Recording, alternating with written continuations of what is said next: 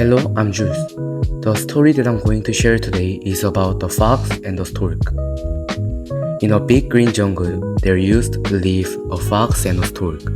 They were both neighbors. The fox was very cunning and selfish. One day, he invited his neighbor, the stork, to dinner at his house.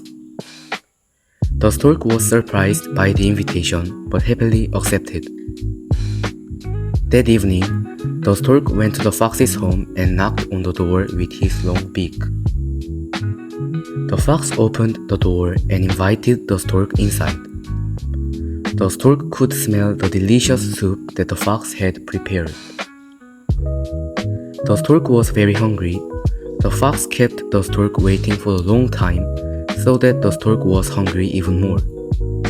Afterwards, he served the soup for dinner slyly in shallow bowls. Since it was a shallow bowl, it was easy for the fox to eat it all. But poor stork could not have any of it. The dish was too shallow for his long beak to drink the soup. The poor stork smiled politely and left hungry. Determined to teach the fox a lesson, the stork invited the fox for dinner the following week. When the fox arrived at the stork's house, he smelled something delicious. The fox thought the stork was not as sly and cunning as he was. He thought the stork would not fool him. As he was thinking about the food, the stork walked in with two large tall jars filled with stew.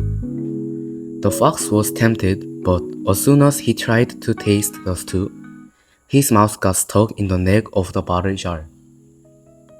The stork easily drank the stew by putting his large beak inside the jar, and the fox could only lick the rim of the pot and sniff the food.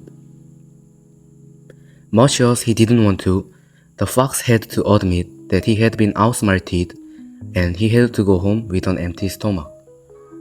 The moral lesson of the story, The Fox and the Stork, is do not do unto others what you don't want others to do unto you. It means that if you don't want other people to do bad things to you, then you shouldn't do bad things that can hurt or harm them. That's all for today.